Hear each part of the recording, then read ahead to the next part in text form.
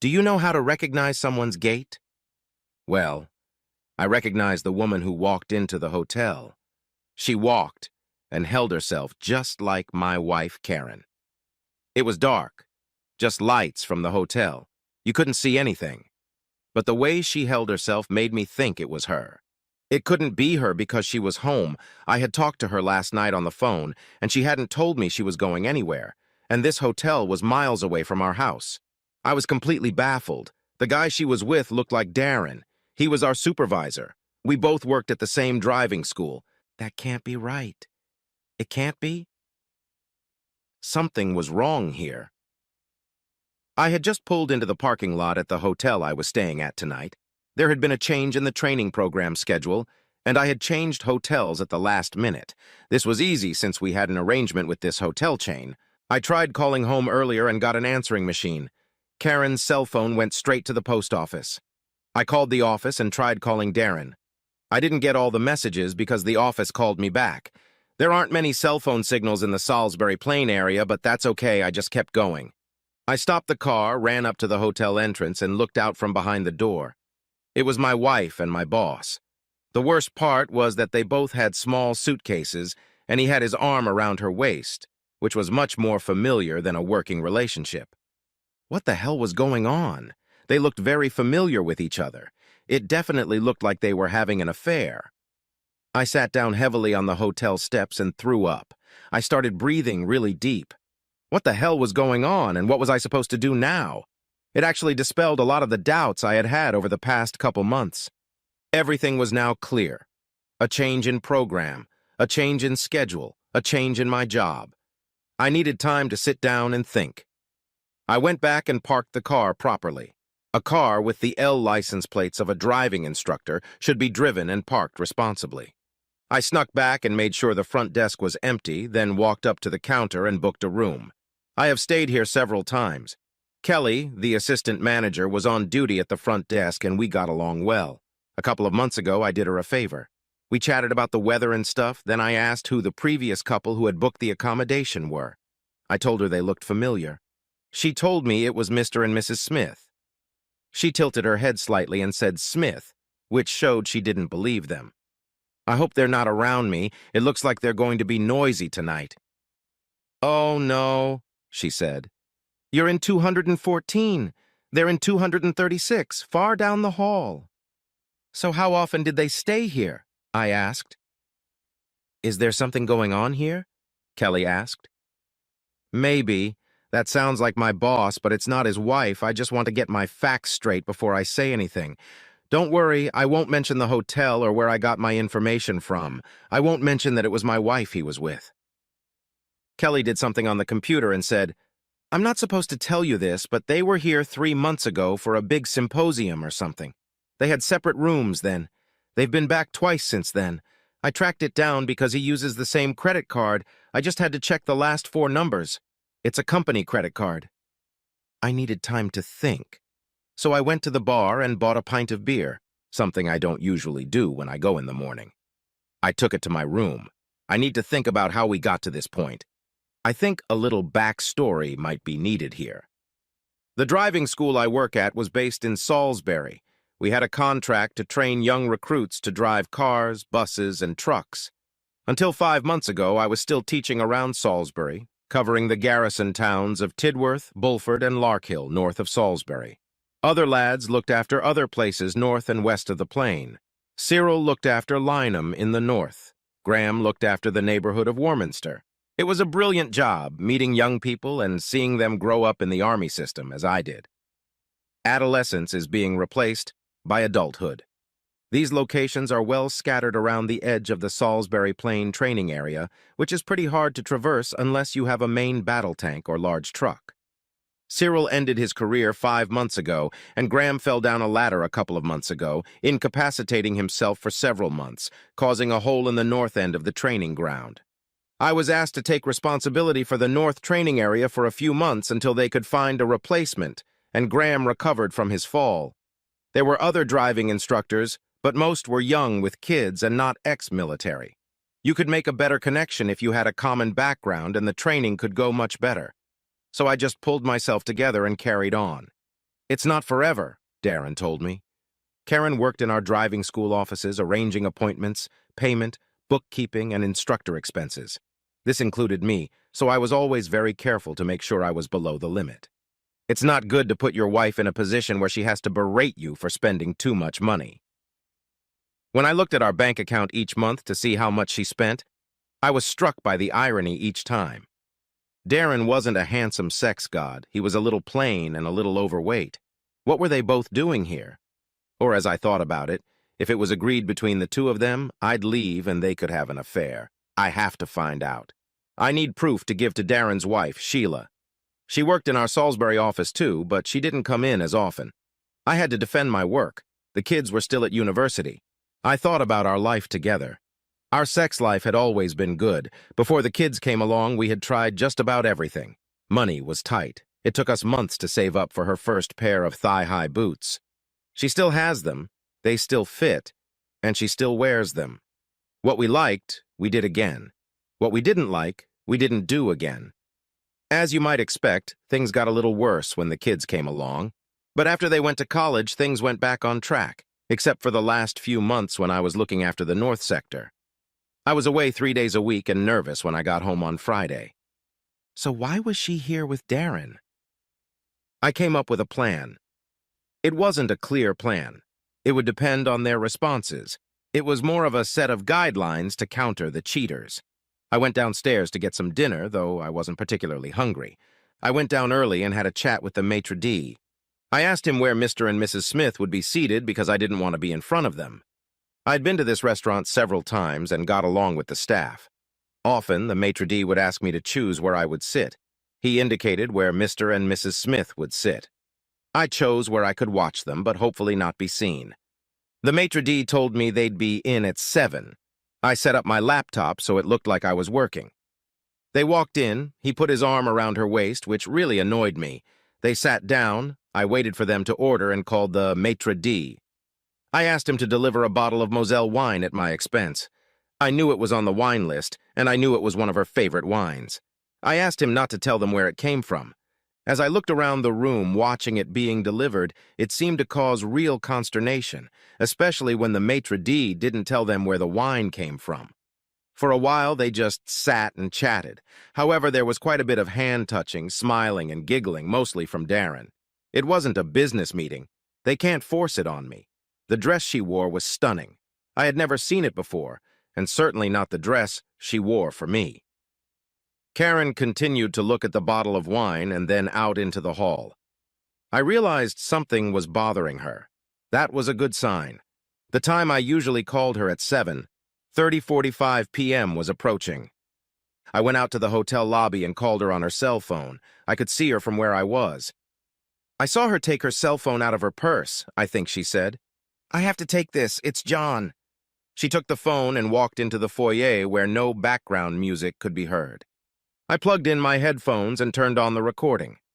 I should be able to talk to her and record at the same time. It's a wonderful invention such phones are. At the time, I noticed some smart young man walking around the hotel filming on his phone. I noticed him because he kept getting in the way so I couldn't see Karen. "Hello, darling," I said. "Just a quick call. There was a change of plan. I called the office, but they told me you went home early anyway. How is your day going? Are you working too hard? It sounds very quiet. Don't you have the TV on?" "I've got the TV muted. It's just on. You know how it is in the house. There's always something to do, even if you're not here, my dear. You sound funny. Do you talk on a regular phone?" "Yes, but I use headphones so I can take video and talk to you at the same time." "I didn't know you could do that. What are you recording?" "Some guy is walking around the hotel and videotaping it, so I'm videotaping it." She looked around and saw the guy filming on his phone walk into the restaurant. Would she put 2 and 2 together and come up with 4? She had a questioning look on her face. I immediately moved on. "Are you sure you're home? The noise in the background isn't like when we're talking on the landline?" "Of course it's your phone." She looked a little flustered. "I tried to call you on the landline. You didn't pick up. I was quiet for a moment." "I must have been in the garden. I'm sorry I missed it." "It's not a big deal. Obviously, there is so much to do at this time of year. Don't overdo it by doing too much, I said.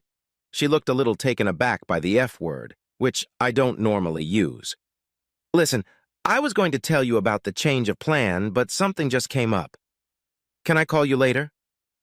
Sure, honey. Just don't leave it too late if I end up in bed. It's still early. Do you have anything interesting in bed? Maybe another man? I tried to sound serious. I think it came out that way. Oh no, honey, you are the only man for me. No one else can compare to you. So how do you know? I thought I was your first. Are you doing something to compare? I'll try to be a little more lighthearted this time. I could see her from where I was standing. She was starting to get nervous and maybe even a little wobbly. Okay, time for you to get back to comparing. I laughed, hitting the hang-up button. She looked startled, like she was waiting for a goodbye, I love you, but nothing came. She held the phone in front of her and just stared at it. While she was doing that, she looked away from me. That wasn't part of the plan. I took the opportunity to walk up behind her and gently pat her shoulder. She turned, looked at me, awed, and collapsed to the floor. It was unexpected. It was hard, but I went to the front desk to tell them the lady had fainted. I told them I wasn't going to touch her as I didn't want to be accused of harassing a woman. However, one of the waiters saw her fall and rushed over to her. He picked her up and brought her back to the table with Darren. While I was at the front desk, I asked who the guy was who was walking around taking videos. I was told he was an influencer. I had to ask what an influencer was and was told it was a person who records things, does reviews, and puts them on YouTube. They did this in hopes of getting a free night's lodging. It didn't work here, they had to pay for a room, but they got a free meal. Pretty damn stupid idea if you ask me. Then I realized that the phones were still plugged in, so I could hear everything that was being said. I made sure I was still recording. I must have missed the hang-up button and hit the mute button in a hurry. I think Karen recovered after the waiter took her back to her table. I stealthily walked back to my table. I could see them, but they were too focused on their problem to look around for me. John's here, Darren. John's here. No way, he's in Lynham. I saw him. He patted me on the shoulder. 1 second I was on the phone to him, and the next he was there. She nearly cried. He can't find out about us. It would kill him. Wait, why would he do that and leave? Damn it, it would kill us. He can't find out about us. He was quiet for a moment. If he finds out, Sheila finds out, and my marriage goes down too, I'll call him. Darren said, picking up the phone. If looks could kill, Darren would be dead right now. You should have thought of that when you started this. Karen reminded him. But he'll never know about it. Who sent us that bottle of wine? Someone who knows Schwartz Katz is a favorite of mine. She fell silent. Is there something wrong here? Look, if he's here, we say it's a business meeting. Really, you shouldn't be so stupid to dress like that for a business meeting at 8 o'clock at night. And I just told him I was home. Okay, we'll say it's just the first time and it doesn't mean anything. We just got carried away. He's not stupid enough to believe that. Look, it was only a couple times. We can't blame it on that. A couple times? At least 3 in this hotel since that symposium where you blackmailed me. Yeah, but that's what you wanted. Hell no, you drugged me and took pictures of me. Yeah, but you kept coming back without blackmailing me. Well, you showed me pictures of John and that secretary. What's her name? Kelly. I had to bite my tongue at reception. You threatened to fire me and tell John I came to you, and in a moment of weakness you gave in. Anyway, it was a little fun to dispel the boredom while he was gone. She said, Never mind that he's going to kill us anyway, damn it. But you liked it, he said.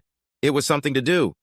He's gone 3 nights a week and is so tired when he gets home on Friday that I have to wait until Saturday before I get anything. You were just something to fill the time with. You're not really that good. You're too selfish. But you seem to enjoy it. If I have to do it, I might enjoy it. And with a little practice, you could become as good as John. That's when I decided to take some action. Because we were often alone with young women taking lessons. To back up the DVR recordings, all the instructors had pens that were voice recorders. I took mine, stood up, and headed over to their table. I heard Darren say, I'll call him again. I hung up, but my phone was still recording. He must have hit the redial button because I was halfway to their table when my phone rang loudly and everyone looked at me, including Darren and Karen. She fainted for a few seconds and Darren just said, "Oh, shit." I sat down across from them. I was noticed by everyone in the restaurant. I waited a few seconds for Karen to regain consciousness, and then I said, "Killing you would be getting off too easy. It would hurt a lot more." "John, it's not what it looks like," Darren said. "So what the hell is this?" "It's a celebration of the new contract we just got." I looked at Karen. She was looking at Darren with an incredulous expression on her face as if to say, "What the hell are you talking about?" "Okay, then, to say I believe you, which I don't, by the way. What the hell are you doing here away from Salisbury with an office slut instead of your wife?" This caused Karen to throw a serious, angry look at me. I looked straight at her and said, "Don't say a bloody word." Looking back at Darren, I said, "So, what kind of contract is this? Then enlighten me. It's even more bullshit that I'm away from home so you can fuck my wife." His face went pale. Karen sat back and looked very depressed. As hard as I tried, I couldn't stay calm. All the frustration I had been thinking about for the last couple hours was spilling out. I said in a loud voice, "So, you arrange for me to be gone 3 nights a week and work so damn hard that I'm exhausted so you can move in and sleep with my wife while I'm gone.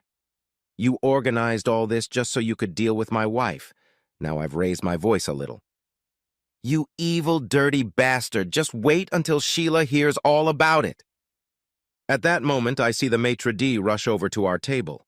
In a muffled but direct voice, he said, "Sir, you are a valued customer of this establishment. Could you please refrain from swearing and keep the noise down?" I looked at him and said, "Sorry, Paul, you are quite right, but I think some of your customers enjoy the entertainment." As I looked at the maitre d', I noticed that the influencer was videotaping everything that was going on.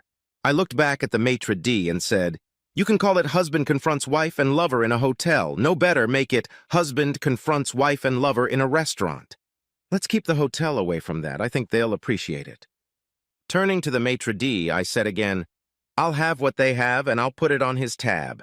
The company pays anyway. It's not out of his pocket, in fact. Have it for yourself." To me, my appetite seemed to have returned. The Aberdeen Angus filet was fantastic. I casually paid for it myself. It was about double what we were given for the meal. Karen opened her mouth to say something, probably about the expense. I just threw her a stern Paddington look and she shut up. I picked up my phone and took a picture of Darren and Karen together. I already had plenty, but that was part of the threat. Karen raised her hand like a nervous little schoolgirl asking if she could speak. I looked at her and nodded. She looked at Darren and said, "You told me that John asked you for an assignment up north. Isn't that true?" Looking at me, she said, "You asked for that?" "Absolutely not! Hell no! Why would I get out of bed to go to bed in several strange beds throughout the year?" I turned my phone around and showed them both a picture I had just taken of them sitting pretty close together in a hotel restaurant. "Okay, tell me the fucking truth, or that picture goes straight to Sheila right now and you can end your marriage." "What about the picture I saw of you walking into a room with your secretary, Kelly, at 10:45 p.m.? Why would she walk into a room at that time of night unless it was something illegal?" "Show me the pictures." I saw the sneaky way he was trying to get into my wife's pants. I was starting to feel a little forgiveness for her, but only a little bit. She looked at Darren. "Give me your phone and unlock it, or John will send the pictures to Sheila." He did as he was told. She flipped through some pictures and turned the phone around, which showed me. I took the phone from her and swiped some more pictures. I saw what he had done. I handed it back to her and said, "If you look over here, you'll see that he's taking a picture of a picture, but with a different timestamp to make it look like it's 10:45. Look at the window in the background. It's never daylight at 10:45 p.m. She came back with it. "Could it be the lights in the parking lot? If it was, the shadows would be on the ceiling, not the floor." Shit, that's all I heard. I asked a passing waiter if he would be so kind as to bring me a flyer from the front desk advertising the hotel. The table was very quiet until he returned. I unfolded the flyer and showed a picture of Kelly leading me to my room. The photo was for an ad campaign, and I was being asked to help. Oh, shit. Here we go again? They asked if they could take a picture of me because I looked normal, not like a model. Kelly was just showing me my room. It wasn't even my room. In fact, it wasn't even a bedroom. It was an office. Karen's face took on a questioning expression. She turned away from Darren. I could see the gears turning in her head. She looked at Darren and said loudly, "So let me understand this. You sent my husband away. You told me he asked for this, even though he didn't. You faked pictures that he was having an affair, drugged me, did his own thing to me, blackmailed me by threatening my marriage and my job." I could see it took her a few minutes to come up with what took me a couple hours. I'm surprised the slap she gave him didn't break his jaw. The entire restaurant, including Mr. Influencer, looked at us, and there was dead silence. Mr. Influencer was still shooting the video. She was about to take another swing at him, and I was tempted to let her do it until I saw the maitre d' heading our way. I grabbed her arm and said, "Calm down or we'll get kicked out, and I'm not done yet." Seeing this, the maitre d' departed. Although the restaurant was very quiet, everyone was furtively looking at us, waiting for the next event. They probably hadn't had this much fun in years. "Oh, it gets worse," I said. "I might have some of this stuff a little weird, but there you go." With those words, I reached out and took Darren's half-full glass of wine and took a sip. That's great, you won't need it." "I like Schwa's cats too," I said, placing the glass in front of me. At this time, the maitre d' brought me a steak, placed it in front of me, and said in a loud whisper, "Keep it down or I'll throw you all out." I took the hint. If I got kicked out of the hotel, it wouldn't help me at all. I was the most aggressive, so it was probably my fault. I looked at him and said, "Sorry, Paul. I'll behave better when I have dinner." I think he was happy I knew his name. Let's start with what I think is the beginning. Cyril retired and Graham fell down the stairs. That gave you the opportunity to send me to the northern sector, keeping me away from home for at least 2 days, and it turned out to be closer to 3. You knew I wouldn't let the company or the client down. You used that to your advantage. You promised me you'd recruit new people to replace me, then you'd get a better handle on the workload. I looked at Karen and asked, "How many interviews has he done in the last 5 months to replace Cyril?" "I don't know of any, but he told me you're happy with it and you're happy with the extra money."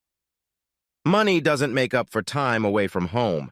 I took a full sip of wine. It gave me time to think. Had he advertised at all? Not that I'd seen one. Second, he's inviting you to a symposium on driving simulators. You don't think his wife, who owns the company, would be a better person to make those decisions than someone doing clerical work, do you? But she was sick, so she couldn't go, and the room was already booked. All he had to do was get an extra room. "Do you know why she was sick?" I asked.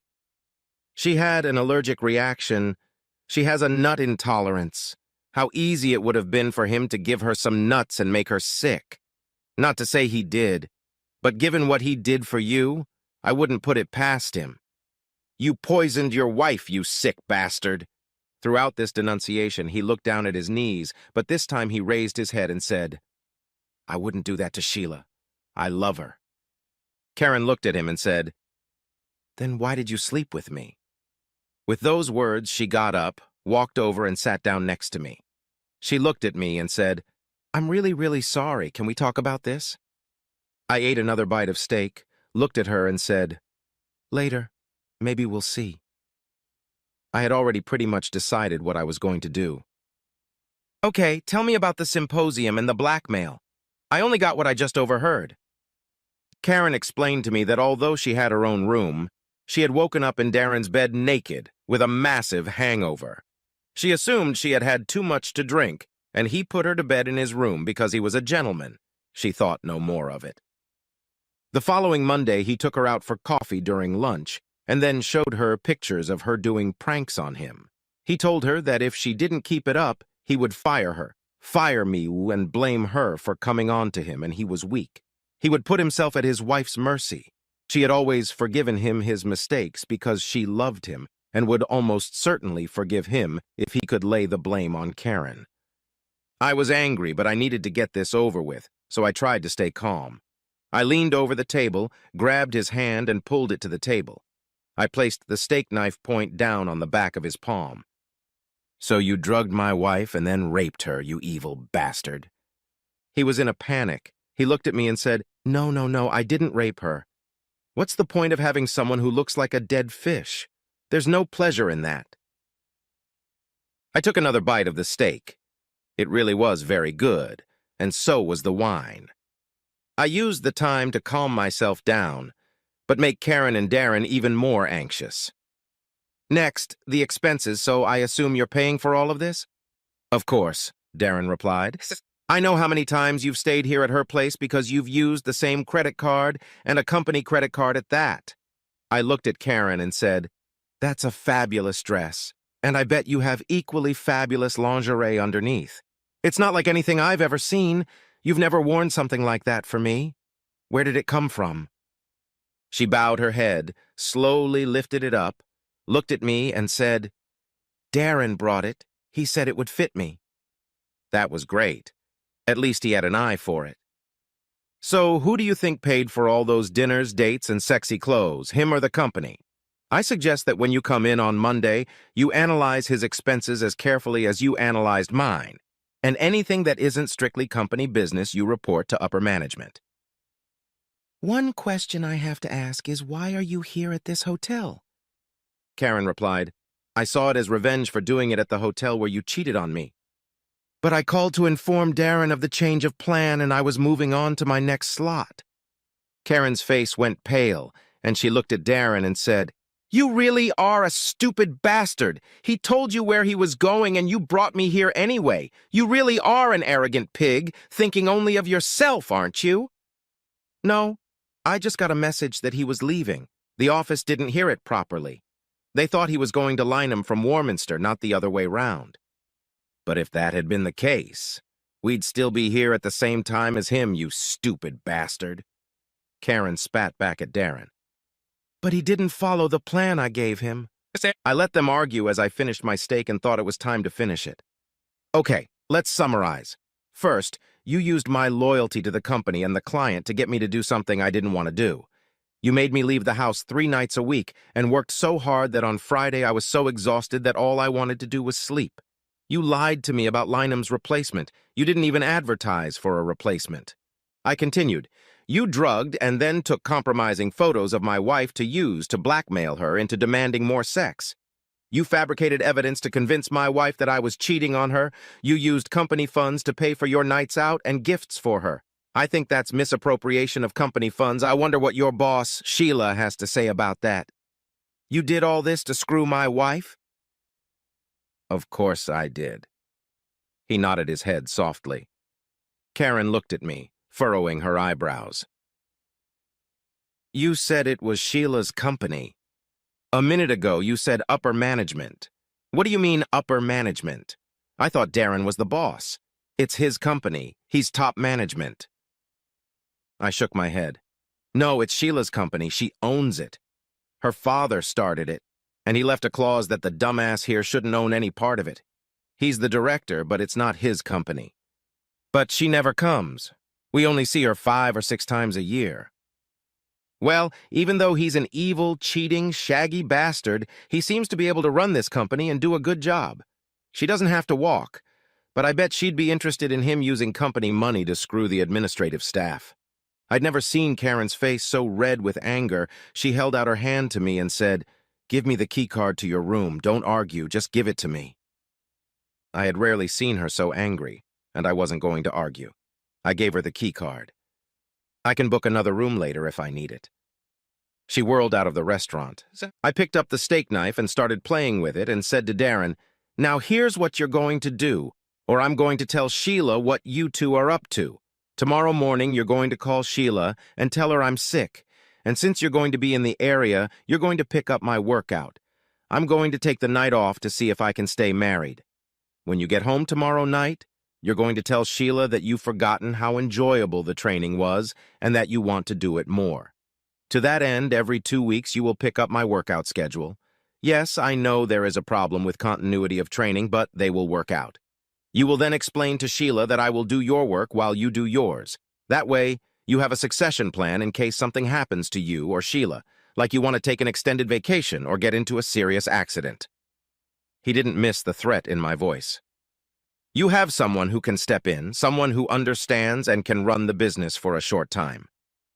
I continued. Do you think you can do that? I think yes, it actually makes sense. But how can I trust you? How can I be sure you won't tell Sheila about this? No, you're going to have to trust me. Do you think if she lets me and Karen stay, we'll both be out of work, or at least out of Karen's job? And we both love our jobs, and I can't afford to start looking for a new job right now. I poured myself another glass from a 30-pound bottle of wine. This bottle of wine was more than my daily expenses. I just looked at it. Well? He smiled slightly and said, Yes, I think I can do that. It does make sense. She might believe it. I didn't like his little smile that was about to wipe away. Just because we like our jobs doesn't mean we won't turn you over to your wife, even if it means we lose our jobs. If we lost our jobs, it would be fun to go for unfair dismissal. That would shut you down. Then you'll write a letter to Sheila explaining everything you've done, including wasting company funds. Then, to cover your ass, I'm going to add a little bit explaining why I didn't stick you in her. I like her. She's been a good friend of mine for years. I liked you too. I don't want her to suffer anymore, so you'll be faithful, and I'll keep the letter as blackmail. Just then, Karen returned. She walked a little slower, but not by much. She had completely changed her clothes. She sat down next to me and said, It's better. I was starting to feel a bit dirty in these clothes. I threw it away. Oh, and Darren, I wouldn't let Sheila unpack your suitcase. There might be some surprises in there. I think I've lost a couple pairs of panties. He wasn't smiling now. I continued. Oh, and finally, you'll stop hanging around and stay true to Sheila, because if I see you hanging around, I don't need to bring it up. I can just tell her what you're doing there and then. He lifted his head slightly and shook it. I won't write the letter. I'll do the rest. I could understand that. Giving someone power over you isn't easy. I picked up the phone. That's when I wrote it all down and it went straight to Sheila. He held up his hands. No, stop. I'll do it. The letter wouldn't hold up in court. It didn't have to, only in Sheila's court. I bent over the table and said with a sarcastic snarl, Right now, the boss is going to back off and write the letter. Her, pointing a thumb in Karen's direction. She should try to save her marriage. She grabbed my hand, looking at me. There's a chance. Can we do this, really? There was no entrance to hell when I walked in here, but after listening to the two of you and what that conniving bastard did, there might be. But I want to know how you had the conscience to trick me with him, I said, pointing at Darren. At that moment, he got up and walked away. I thought about it as I went to change, and I think I have some kind of answer. Revenge, arousal, no sex, 4 days a week. I've been thinking about it. I haven't actually finished thinking about it yet, so some of it will come out confusing and some of it I've already worked through. But it's all jumbled up in my head. It's not going to come out in the right order. First of all, I'm really, really sorry. I'm sorry I cheated on you. I'm sorry I hurt you, and I'm sorry we're here now. While Darren cheated on me, I have to take some of the blame. I'm sorry, darling. Some of this you won't like, but it was never your fault. You didn't do anything wrong. I don't know where to begin. Let's just say revenge. When I saw you with that pretty young secretary entering your room at that time of night, one thing occurred to me. You were having an affair while you were away. I just remembered it, but when he showed me the picture, he made allusions to, why is that pretty secretary coming into your husband's room at this time of night? And I wonder what they might be up to. I'm sure it's perfectly innocent and nothing is going on. I realize now that he was very sneaky and was putting doubts and thoughts in my head. It didn't help. But you're here every week, and when you come home on Friday, you're too tired to make me happy. Now I know it was all made up. I opened my mouth to ask why she didn't confront me, but she quickly leaned over and kissed me, silencing me. Please let me finish, darling. The next thing I assume is why I continued after I found out he drugged me, and then blackmailed me. I should have come straight to you. I was worried about our jobs and paying for uni for the baby. That's no excuse. It's what I should have done, but I didn't. And for that, I'm sorry. It was a mistake. I'm sorry, darling. It can be a bit painful. It's painful for me, so I'm not sure how bad it will be for you. I missed sex. It was only once a month, but it seemed to take the edge off so I could be ready for you. I know that's a really pathetic excuse, but it's all I got. And there was excitement. It was a little exciting to do it in a hotel where I thought you cheated on me. Again, now I know you didn't cheat. Makes me feel really shitty. I just opened my mouth again, but she put a finger to my lips and continued. I don't need your sympathy. By my gullibility and stupidity, I brought this on myself. The gifts and presents meant nothing. I never used our things with him or what he brought me with you. She looked down. I never did anything with him that wasn't for you. In fact, we only had normal sex. It wasn't very good. She was quiet, taking a sip of wine. While I was thinking about it, I came up with a reason why I can do this. I'll have to explain later. I'll admit that I'm a little lonely, and it's nice to be around someone you know and that you were their friend, which probably just makes it worse. I cheated on you with a friend. Oh, the dinners were good. He's good company. His jokes aren't too bad. And there was also revenge, and that was kind of exciting. She smiled slightly at me. But he's shit in bed. He turns me on, but there's no high. I don't feel completely satisfied. I think he used to buy me clothes that helped me store them in separate boxes. How could I have done that? We may have to check this with a psychologist, but I think I put everything in little boxes. One box was my work life, by the way. Nothing happened there. The big box was my life with you, and the very small box was my cheating with him. I think mentally I separated them all when I was with him. The other two I didn't see, so they didn't matter. When I was with you, the work box was ajar and his was tightly closed. Like there was no cheating. I could have blacked out. I can't explain it any other way. I'm so sorry, honey. I felt bad about cheating on Sheila, but I used the excuse that I was protecting her by keeping it to myself. Another little box, I guess. She took a mouthful of wine. I'm sorry, darling. I seem to talk a lot, and for quite a while. How can I make it up to you? Can we work this out? I do love you. Could you please forgive me? I know it will be hard to forget, but I will do everything in my power to help you forget. I'll do anything. Can we go up to your room so I can start making peace with you? After what I've heard, I've already decided to forgive you. But you're right. Forgetting will be hard. Yes, we can go up to my room, but there's no way in hell I'm sleeping with you after where that asshole was. It'll just be for sleeping, and I'll let you know when I'm ready. Once again, a slight smile appeared on her face. Oh, honey, we were so late because of your phone call. We didn't have time for all this. The last time he was with me was over a month ago. You're the last person I made love to. It probably doesn't matter. But even when we did, even though I didn't need to, I made him wear a condom. And there were no kisses on the lips, just the cheek. I thought to myself that there were some things I could have done better. I should have confronted him when he told me to go out to the north of the plains. I should have inquired about recruiting. Still, she was right. Most of the blame was on her, but mostly on him. I told her that I had made arrangements with Darren to keep her from telling Sheila about it, and that I'd be home all week every other week until we found a replacement, and that I'll be in the office with her during that week, so we may have to catch up. That should make her a little happy. I stood up and held out my hand to her. Okay, let's go find a way to make it up to her. It was 3 weeks later when Karen and I walked into the office. A little late because we had been a little naughty. All of our co-workers were gathered around someone's laptop, some of them stunned and some of them giggling. When we walked in, there was dead silence, and there were a few confused looks. Okay, what's so funny now? Silence and confused expressions on your faces, I said. Come on, come on.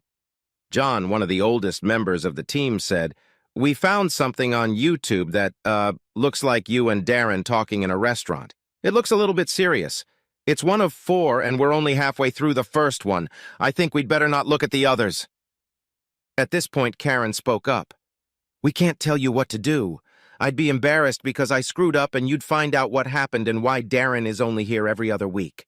But I'm begging you, please don't tell Sheila about this. Don't tell Sheila what? Shit. She was standing right behind us. Oh, shit! Karen and I said it at the same time. Sheila rushed over to the laptop and spun it around. From where we were, it was clear that the video was titled, "Husband Confronts Wife and Lover in Restaurant," and the picture was clearly Darren. And if you looked closely, you could make out my face. There was steam coming out of Sheila's ears. Looking at us, he said, "You two are in my fucking office right now." She rushed away. Karen and I followed her. I walked past my desk and grabbed a few things. I had expected this at some point, just not so soon. I promised I wouldn't tell Sheila about it, but I wonder who sent John the link to the video. Sheila got angry, very angry. "That's right, you two. What the hell is going on?" Before I could open my mouth, Karen stepped forward and said, "Sheila, I'm really, really sorry I screwed up." She looked down at the floor and continued, "I had sex with Darren." Sheila leaned back in her chair. "Not again, and you, I never thought you'd risk it." Looking at me, she said, "John, you knew about this. I thought we were friends. Why didn't you tell me about it?" It was my turn to step forward. "Sheila, I'm sorry. Karen was tricked. I'm afraid to say that Darren found out that Karen was going through menopause and had an increased libido. He tricked her into thinking I was having an affair after making me spend 3 nights a week at work and being so tired on a Friday that it was pretty useless. He drugged Karen and took compromising photos and then blackmailed her. He took the pictures at that driving simulator convention, the one you couldn't go to because you were sick."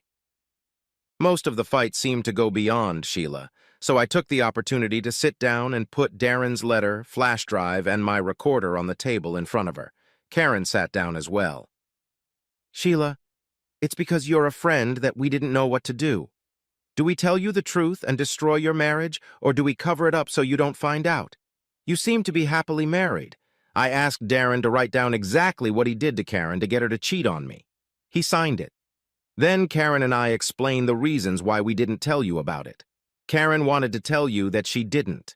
I know what pain is, and I didn't want to put you through that. We didn't know he'd done this before. We thought it was an isolated incident. I threatened Darren that if he cheated on you again, I would tell you about it. Here is the audio and video of that encounter that you saw on YouTube." "I assume you were the one who got him to go back to teaching?" "Yes. I wanted to spend some time at home to give us time to sort out our marriage. I have the whole story now. I've forgiven Karen, basically." Karen threw a frown at me, very upset by the mostly comment. "You two better get out of here. I have some things to think about." We left. Karen stayed his for about half an hour and then brought coffee to Sheila. She knocked gently on the door when she got no answer, opened it quietly, and peered into Sheila's office. She quickly disappeared inside. Some unpleasant thoughts crashed into my head. I rushed into the office and saw Karen hugging Sheila, who was crying. Karen waved her hand at me, and the three of us hugged. After 2 or 3 minutes, Sheila seemed to shake it off, pushed us away, and said, "Thank you, I needed that." Looking at both of us, she said, "I just finished reading and listening to what you left me. Now I have more to think about, so back off again." I squeezed her hand lightly and said, "We're sorry, Sheila." Then we left. As soon as we got to the door, Sheila said, "Thanks for the coffee, Karen. I appreciate it. I may need another one in 20 minutes. It sounded like forgiveness, or at least an olive branch for what she had done. For the rest of the day, the office was very quiet. Suddenly, Darren burst through the door and quickly made his way to my desk. I saw what was about to happen. I stood up with both hands in the air and said, "I didn't tell her. Blame Mr. Influencer and YouTube." He turned away and headed straight for Sheila's office. He didn't knock, but walked straight in, closing the door behind him if that was possible. The office got quieter. 10 seconds later, there was a pop so loud it was like a sonic boom. These walls are very thin. "You cheating, lying bastard! With one of our employees, with our friends, you humiliated me. You're fired." You couldn't help but notice Sheila's tone. "You can't fire me for that." "No, I'm firing you for misappropriating company funds. But I love you. It was just a little fun. It didn't mean anything." Sheila got even louder. "What? You're risking our marriage and your job for just a little fun and our friend's marriage. You do realize that Karen can hear you." There was another slap, almost as loud as the first one. "And that's for Karen because she's too good a person to do that to you." She obviously didn't realize that Karen had done exactly that, though probably not as much. The yelling stopped, but there was obviously a lot of talking, and it seemed one-sided. If she had just fired Darren, we would have lost 3 instructors. That wouldn't have been fun. After about half an hour, Sheila left the office and Darren followed. She pointed to Cyril's old desk and said to Darren, "Sit down and shut up."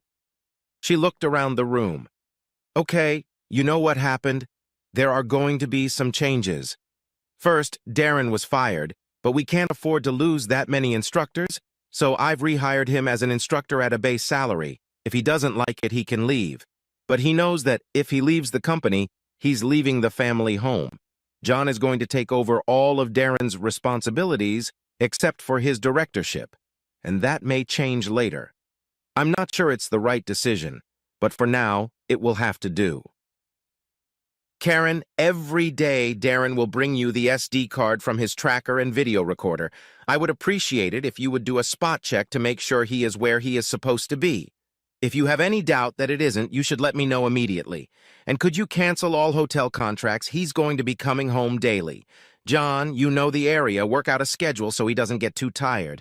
Karen, you won't need to check his expenses. I've cleared them.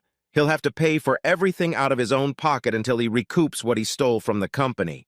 He'll give you all his receipts, and you keep track of his expenses, please." Darren was now looking down at the dump, utterly humiliated and under the thumb of his wife. I realized that divorce was still on the table. As much as I wanted to retaliate physically, I also didn't want to find myself in the role of another instructor and risk losing my contract with the Army. I am a patient person. Now I wasn't traveling as much anymore. Karen wanted to make it up to me. I didn't mind. But now we had time for the excitement she wanted. I caused her the excitement that the stationery store could attest to. At times, we may have gone too far. We have been asked to leave the department store in town. Who would have thought there would be video surveillance in the changing rooms, an invasion of privacy? A loud, authoritative voice said, "Please open the door. We know what you're doing in there." I mentioned this to the guard as we were leaving. "We don't know. Can we just say your wife is not very quiet?" As he opened the front door of the store for us, he whispered to me, "Good day, buddy." While that voice may have deflated my working body parts and damaged my libido, it did the opposite for Karen. We headed to the nearest park and managed to find a secluded spot to finish up. We found a grove where we couldn't be seen. I wasn't going to get caught for indecent exposure, so I turned her around and turned her to face me.